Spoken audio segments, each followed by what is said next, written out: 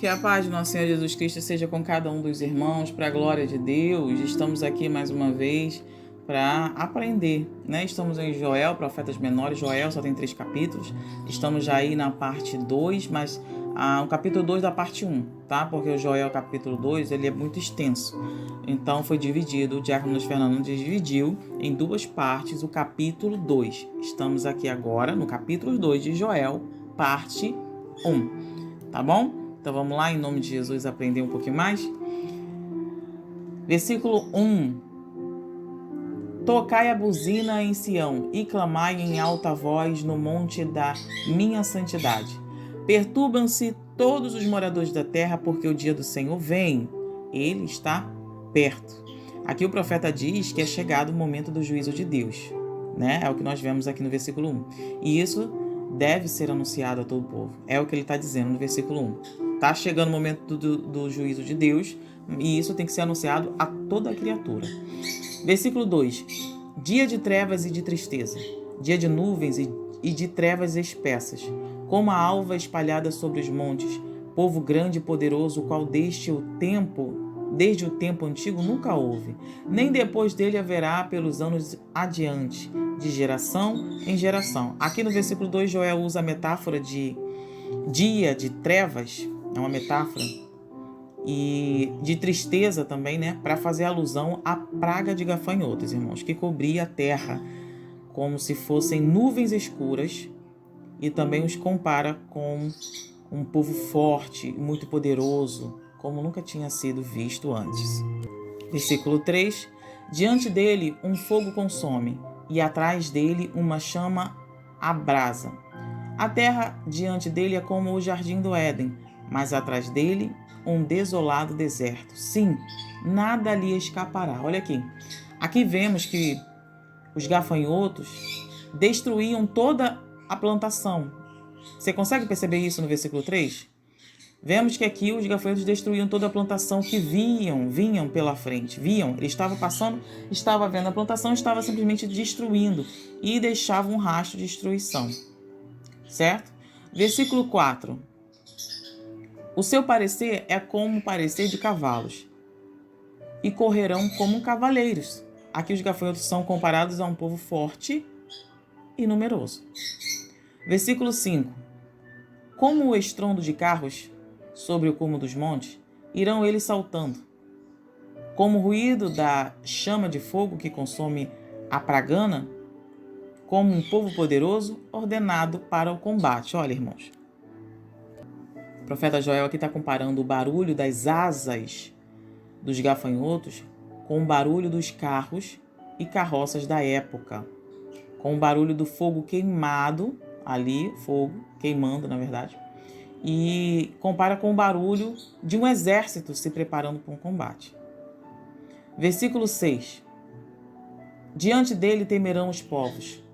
Todos os rostos são como a tisnadura da panela. Aqui no versículo 6 as pessoas ficaram tão espantadas que dava para ver o medo no rosto delas. É isso que está dizendo no versículo 6. Verso 7. Como valentes correrão, como homens de guerra subirão os muros. E irá cada um nos seus caminhos, e não se desviarão da sua fileira. Verso 8. Ninguém apertará a seu irmão, irá cada um pelo seu carreiro. Sobre a mesma espada se arremessarão e não serão feridos. Verso 9. Irão pela cidade, correrão pelos muros, subirão as casas, pelas janelas entrarão como ladrão. O profeta aqui diz que os gafanhotos estavam atacando de maneira organizada. E não havendo nada que os fizesse desviar do ataque, eles estavam por todos os lados. Você entendeu? Eles estavam atacando por maneira organizada, os gafanhotos. E não tinha nada que fizesse eles pararem, sabe? Parar de ir para fazer o que estava fazendo, que era para destruir ali toda a plantação. Não tinha nada, eles avançavam. E eles estavam também por todos os lugares. Verso 10. Diante dele tremerá a terra, abalar-se-ão os céus, o sol e a lua enegrecerão e as estrelas retirarão o seu esplendor. Ou seja, aqui no verso 10, tanto de dia como de noite, o povo olharia para cima e veria tudo escuro, porque a praga de gafanhotos iria cobrir toda a terra. Verso 11. E o Senhor levanta a sua voz diante do seu exército, porque muitíssimos são os seus arraiais, porque poderoso é executando a sua palavra. Porque o dia do Senhor é grande e muito terrível, e quem o poderá sofrer? Aqui o profeta diz, irmãos, que somente um acontecimento tão grandioso como esse que nós estamos lendo aqui, condiz com o grandioso dia do Senhor. É isso que o profeta está falando. Versículo 12. Ainda assim, agora mesmo diz o Senhor, convertei-vos a mim de todo o vosso coração, e isso com jejuns e com choro e com pranto. Olha aqui, Joel chama o povo ao arrependimento, diz ainda como isso deve ser feito. Ele está falando, olha, com jejuns, com choro, com pranto, está dando as ordens ali diante de todo o povo ali, né, vinda do Senhor. Além de falar, vocês têm que se arrepender, ainda deixa como que vocês têm que fazer isso. Vamos ao versículo 13 agora. E rasgai o vosso coração, e não as vossas vestes, e convertei-vos ao Senhor, vosso Deus, porque Ele é misericordioso e compassivo, e tardio em irar-se, e grande em beneficência, e se arrepende do mal. Verso 14. Quem sabe se voltará e se arrependerá, e deixará após si uma bênção, em oferta de manjar e libação para o Senhor, vosso Deus. O povo deveria se arrepender de maneira, irmãos, verdadeira, e não somente para que os outros vissem. Né? Naquela época, rasgar as vestes era sinal de arrependimento, era o que eles faziam, literalmente, tá? Literalmente, as vestes eram muito sagradas, era muito cara, vamos dizer, se cara sagrada não, cara. As vestes eram muito caras, né? E quando eles pegavam as vestes, que era caríssima, e não era todo mundo que tinha, às vezes as pessoas mais pobres tinham uma túnica só, né? E outros que tinham mais condições tinha 2 túnicas, 3 túnicas, quem tinha mais condições. Então pegar as vestes e rasgar diante do povo ali é um ato, nossa, olha só, ele rasgou as vestes, né? Uma coisa cara, ele rasgou, então realmente ele está ali com aquele ato de arrependimento. Então era assim que funcionava naquele tempo, né? As vestes ali, só que aí é aquilo, não adianta, né, fazer isso de maneira fingindo, rasgando as vestes sem ter o coração verdadeiramente arrependido, só para mostrar para o povo. Aí o profeta fala aqui também que essa atitude, quando verdadeira, movia o coração de Deus. E assim o Senhor derramaria assim sobre o povo a sua misericórdia. Por isso que o Senhor fala, rasgue o seu coração, não as suas vestes. Versículo 15. Tocai a buzina em Sião, santificai um jejum, proclamai um dia de proibição.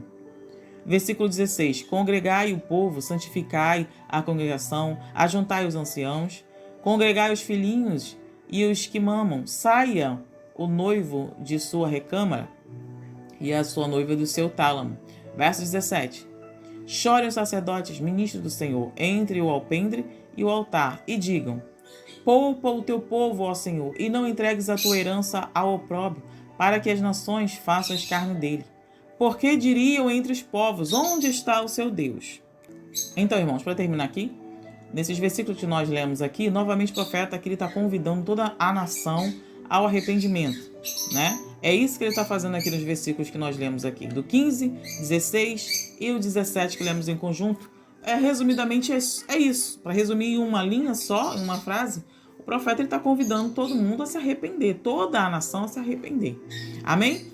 Então, espero que vocês tenham entendido, tenham compreendido um resumo que o Diácono Luiz Fernando deixa aqui preparado e eu venho falando aqui, passando para vocês.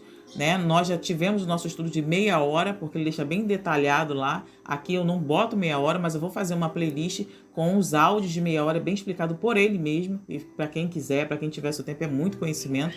Nós estamos adquirindo muito, estamos dando graças e glórias a Deus, crescendo na graça e no conhecimento, né? Que Deus abençoe. Tá aí as perguntinhas na descrição. Se vocês quiserem aperfeiçoar aí, fiquem à vontade. Que Deus ilumine e até a próxima, parte 2 do capítulo 2 de Joel, se Deus quiser.